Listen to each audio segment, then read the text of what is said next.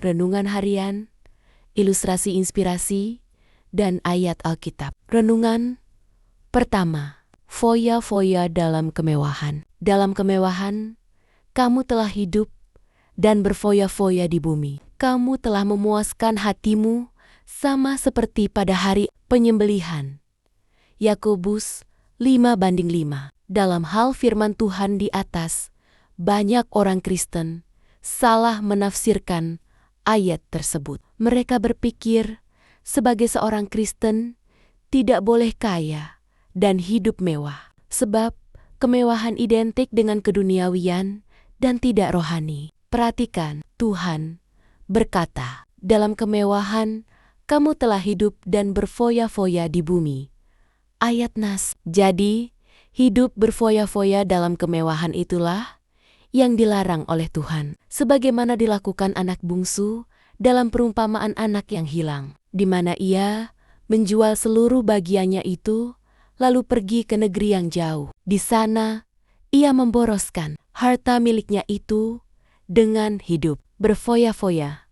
Lukas jam 15:13. Berfoya-foya berarti menghambur-hamburkan uang atau harta demi memuaskan keinginan daging hawa nafsu. Namun bila kemewahan digunakan untuk kemuliaan Tuhan, itu tak salah.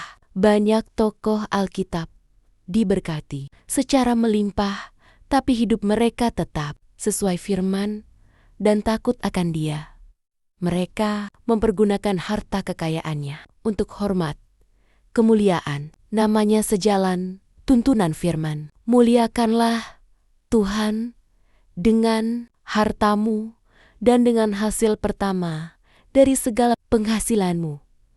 Amsal 3:9. Peringatan untuk tidak berfoya-foya. Dalam kemewahan tidak terbatas. Dalam lingkup yang sempit, termasuk juga perbuatan kejam atau perlakuan tidak adil terhadap orang benar yang tidak berdaya. Yakobus memperingatkan orang kaya agar mereka tidak berlaku semena-mena. Kamu telah menghukum, bahkan membunuh orang yang benar, dan ia tidak dapat melawan kamu.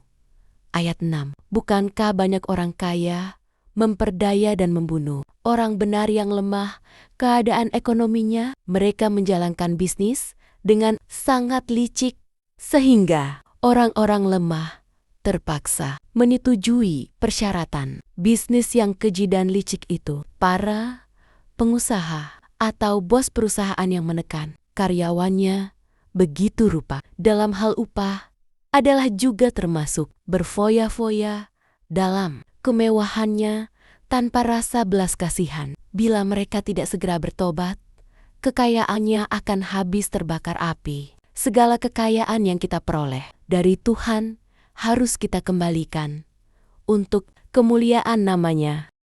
Renungan kedua, strategi pelayanan Yesus. Ketika hari siang, ia memanggil murid-muridnya kepadanya, lalu memilih dari antara mereka 12 orang yang disebutnya Rasul.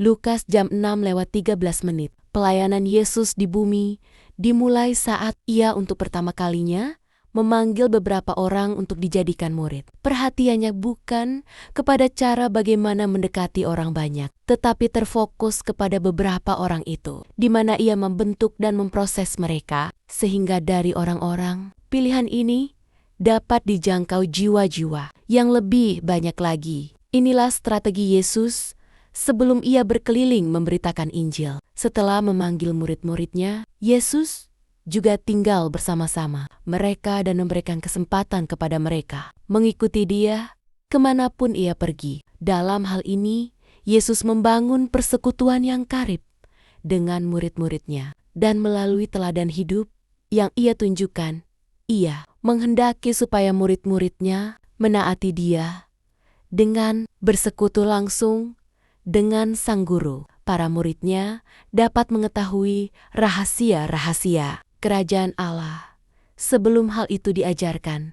Seperti tercatat demikian, kepadamu diberi karunia untuk mengetahui rahasia Kerajaan Allah, tetapi kepada orang-orang lain Hal itu diberitakan dalam perumpamaan, supaya sekalipun memandang, mereka tidak melihat, dan sekalipun mendengar, mereka tidak mengerti. Lukas jam 8:10. Adapun tujuan Tuhan Yesus dekat dengan murid-muridnya adalah agar mereka dapat bersaksi tentang kehidupannya, serta melanjutkan pikorjenia sesudah Dia kembali kepada Bapa nantinya. Orang-orang yang dipilih Yesus bukanlah orang-orang yang menurut dunia dikatakan kaum cerdik, pandai, atau orang-orang yang terkenal dan disegani. Mereka hanyalah orang biasa yang tidak terpelajar. Kisah Para Rasul jam 4:13, tetapi memiliki kerinduan yang besar terhadap Allah, mau diajar dan dibentuk oleh Tuhan Yesus. Itulah sebabnya Dia mencurahkan sebagian besar dari sisa hidupnya saat di bumi untuk murid-murid. Pilihannya itu, Dia mempersiapkan mereka supaya kelak dapat memimpin orang banyak yang Dia gambarkan seperti domba-domba yang terlantar dan tidak mempunyai gembala. Baca Matius jam 9:36. Inilah yang menjadi tugas dan tanggung jawab para muridnya, yaitu menggembalakan orang banyak itu. Karena domba-domba yang tersesat itu sangat rawan dan mudah disesatkan oleh rupa-rupa angin pengajaran. Mari belajar dari Yesus yang dalam memuridkan. Ia terlebih dahulu memberi teladan hidup. Curhat atau kesaksian, hati yang sempurna, persembahan yang berbau harum. Sebab jika kesediaan ada, maka orang berkenan menurut apa yang dipunyainya, bukan menurut apa yang tidak dipunyainya. 2 Korintus jam 8:12. Tuhan mengasihi orang yang memberi dengan sukacita. 2 Korintus 9:7. Beberapa waktu lalu, saya berkesempatan mengunjungi sebuah daerah di pedalaman Papua, membuat hati saya tersentuh, terharu, dan membuat saya bertanya pada diri saya sendiri, apa makna sesungguhnya beribadah dan mempersembahkan persembahan kepada Tuhan, di mana tempat itu tidak ada bangunan gereja yang megah, tidak ada lantai yang rapi, tidak ada bangku yang empuk untuk duduk. Tempat ibadah mereka sederhana sekali, sangat sederhana saudara, di mana dindingnya itu terbuat dari anyaman bambu, atapnya dari daun kering, dan saat ibadah dimulai, saudara tahu mereka duduk beralaskan jerami kering yang tersusun di atas tanah. Saya melihat di wajah mereka itu adalah senyum hangat dan hati yang rindu. Mereka juga datang dengan semangat sekali, baik anak mudanya. Orang tuanya jemaat di sana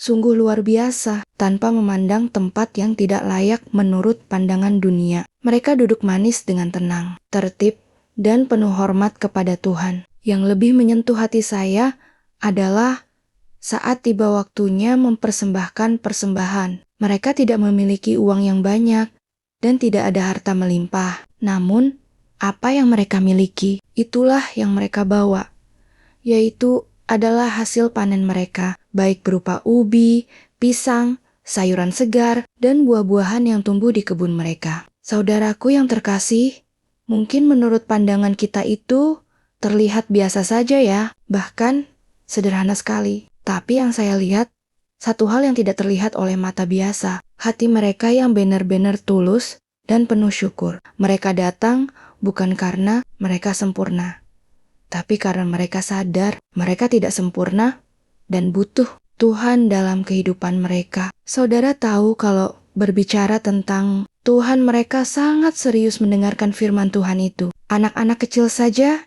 itu sangat memperhatikan khotbah yang saya bawakan. Mereka benar-benar taat sama Tuhan, dan mereka datang semata-mata karena rindu bertemu Tuhan, karena tahu bahwa segala sesuatu yang mereka miliki adalah pemberian Tuhan. Apa yang mereka persembahkan itu bukan sekadar hasil bumi, tapi tanda bahwa mereka mengakui, Tuhan, segala yang ada padaku adalah milik-Mu. Terimalah bagian ini sebagai tanda kasih-Ku. Saat saya melihatnya, saya sadar, di hadapan Tuhan, bukan banyaknya yang kita berikan yang dinilai, melainkan dari mana hati kita memberikannya. Persembahan mereka itu berbau harum di hadapan Allah, bukan karena harganya mahal, tapi karena hati mereka sempurna, tulus, dan penuh rasa bersyukur kepada Tuhan. Saudara, semoga dari kesaksian ini mengingatkan dan menguatkan iman kita bersama. Dan semoga dari kesaksian ini juga bisa menyadarkan kita bahwa pentingnya punya hati yang sungguh-sungguh membutuhkan Tuhan.